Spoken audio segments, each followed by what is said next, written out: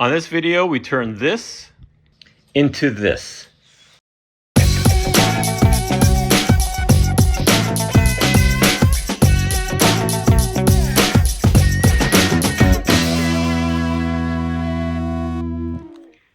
Time for another speaker build, and today we're going to take these JBL 2500s and do something really cool with them.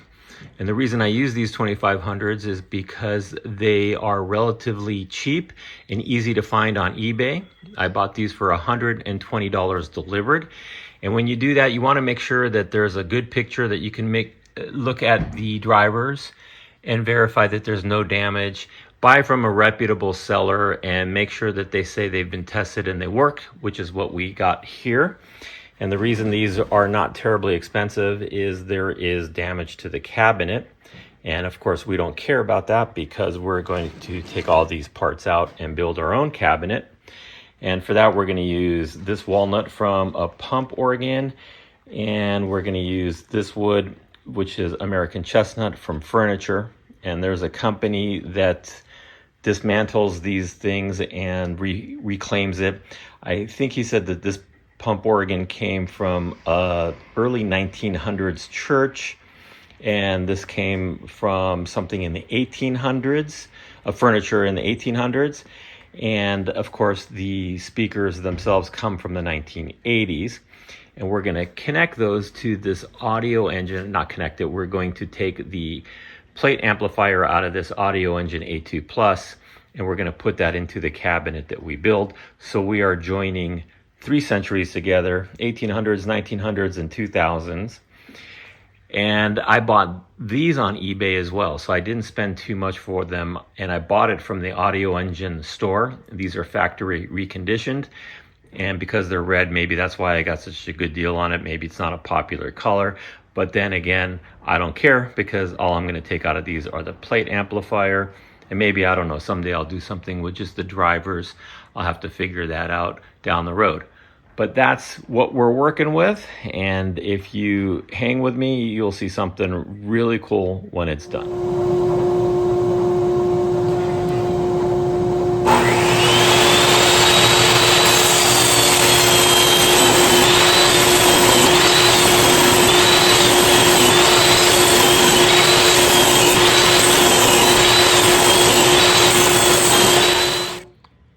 After the strips are cut, I lay them out like this before I glue them. They're going to be 7 inches in width. The height or the length of it is a little bit more than what I need, because what I'll do is I'll do the height to about here, then I'll cut it and then it'll flip over and that will be the width. So what you see here is the top and bottom, left and right. And behind me, I have one that I have already glued up. And so I'm going to run this through the planer, and I'll scrape all the glue off first. Then I'll run it through the planer and get it all nice and smooth, and I'll cut this to size.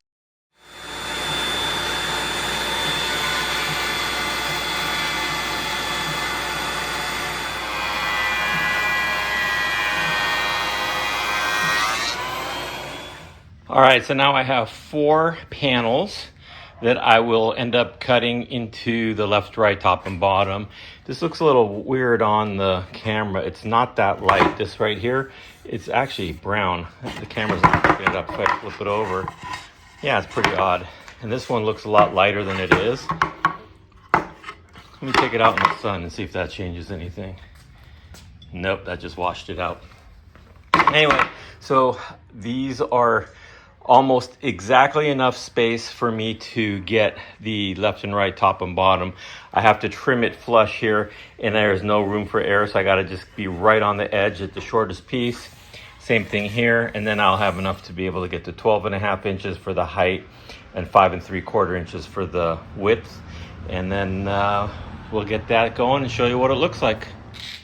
All right, so I've got everything cut, and I've marked where the cut was, so then when I put the cabinet together, I'll have this piece butted up against this piece and this one against that one. So this could be the top or the bottom. At least part of it will match perfectly, and then the other part, you know, it will be what it is. So I've got 4 of them set, got tops and bottoms, so we'll glue these up and I'll show you what that looks like once I've got everything in clamps. And then after that, we'll start working on the front and back panels. All right, so everything is glued up as far as the frame goes. Looks really nice. I'll get these all nice and flat, and I'll make sure that these joints are nice and flat so we can get the front and backs on there nice and flush. Looking really good. All right, so starting to take a little shape here. I've got the front panels done. I decided I was going to use walnut, the same walnut that came out of the frame of the speakers, as opposed to using the Paduke, which is more of an orange colored wood. And you can see, look at that walnut. Will look way better once I get some oil and sanding. Let's see, the sun's gonna block it out. This is the only issue I'm having, is this stripe here. I didn't have enough pieces to make it all match, and I decided I'm gonna put that on the back, and I may end up putting the power plate on there because I'll end up cutting out a piece, and it'll help reduce the amount of that oddball looking walnut. But regardless, it's on the back, so you're not gonna see it as much. And there it is. Let me glue these together and then we'll cut some holes. One of the steps in this build is to adapt the crossover circuits to work in this design. And on one speaker, the right speaker, we are going to use these terminal cups, which are built right into the crossover circuit. And I'm going to extend the length of these cables, of these wires, so that they will fit in the new design, because it's going to be taller and deeper than the existing. I'll solder a piece in there. I'll show you that step when I get to it. This one is going to get buried into the back of the left speaker. So I'll drill some holes here and here and there, and I'll screw that into the bottom. And then back here, I will solder some wires that will extend up to the amplifier plate. This is the Audioengie A2. And so from in here, the left channel goes right out to this connection here. So there is no terminal cup in the back of the left speaker. And these speaker connections will go out to the right speaker, and there you connect to the amplifier. So the input, you can use RCA inputs if you'd like, USB, or you're going to use the Bluetooth aptX.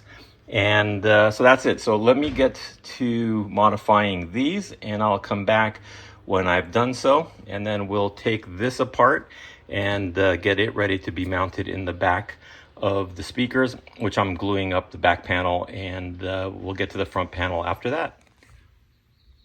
All right, when you're done, you have this. You can see how long this goes. I've measured it inside one of the cabinets, so it will reach from where these will be mounted to the appropriate drivers.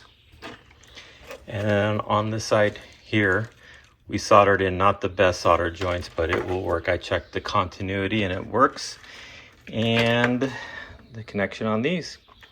So these things are ready to go.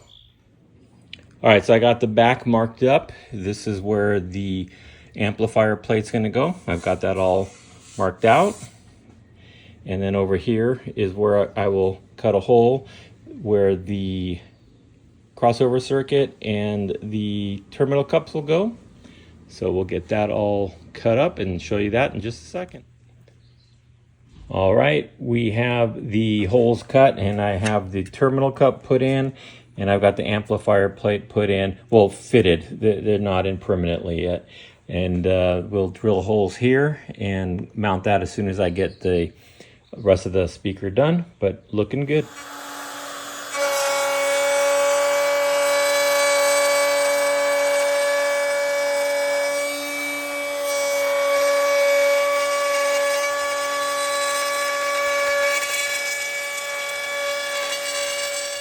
All right, so I got the holes cut, and I ran into a small problem.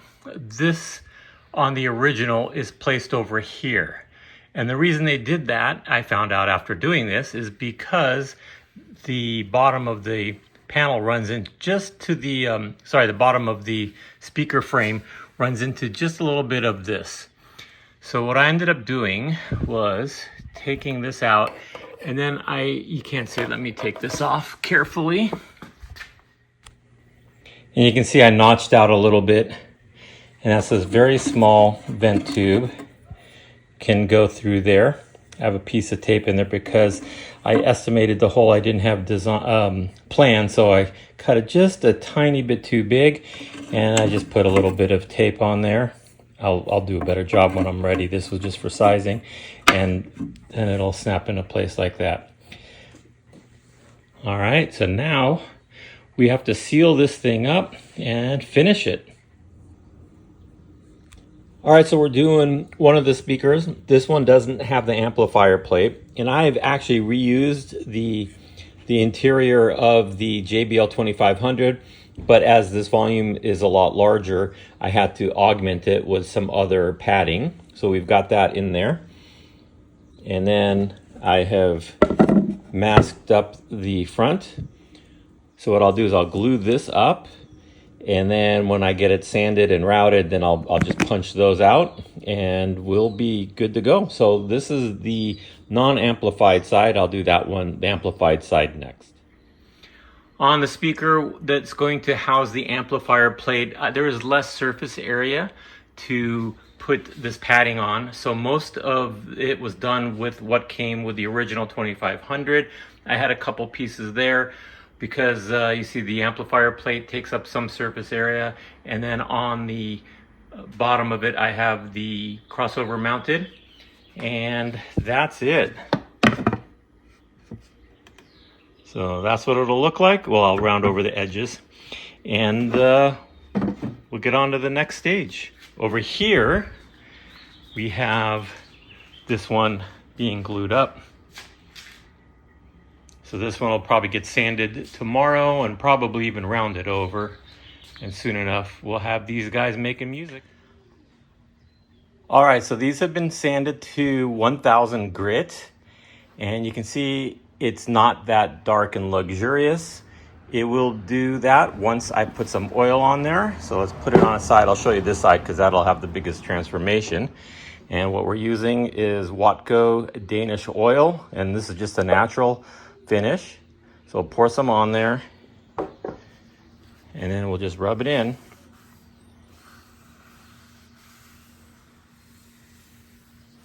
And even the chestnut changes. Look at how nice that is. So there you can see the difference between the unoiled and the oiled. It looks fantastic. So let me do this one and the other one, finish it all up, and then I'll show you what they look like when it's been all oiled. And that's what the final result looks like with the drivers installed. Look at how rich that walnut is.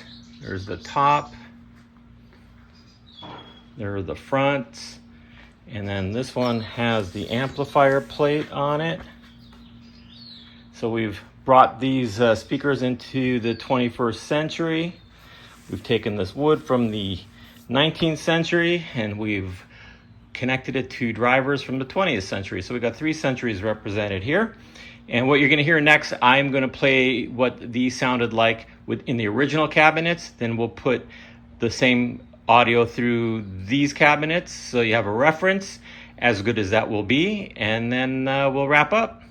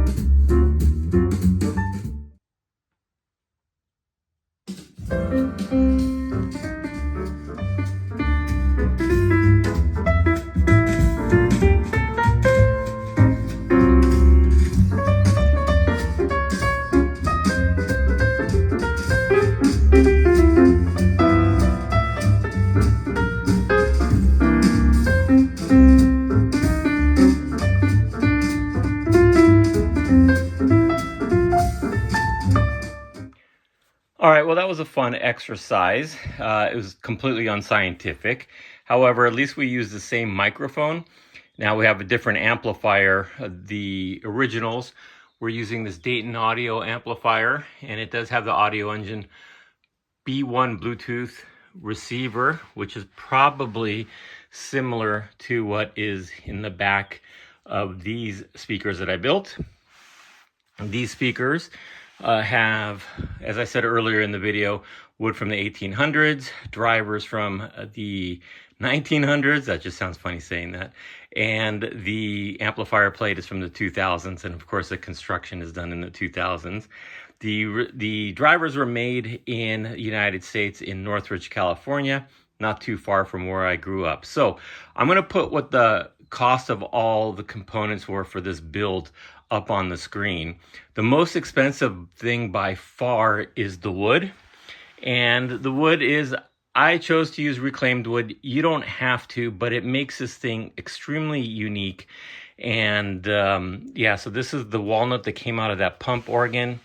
On the front panel, you have the American chestnut, which doesn't even grow in the United States anymore. It was wiped out by a blight.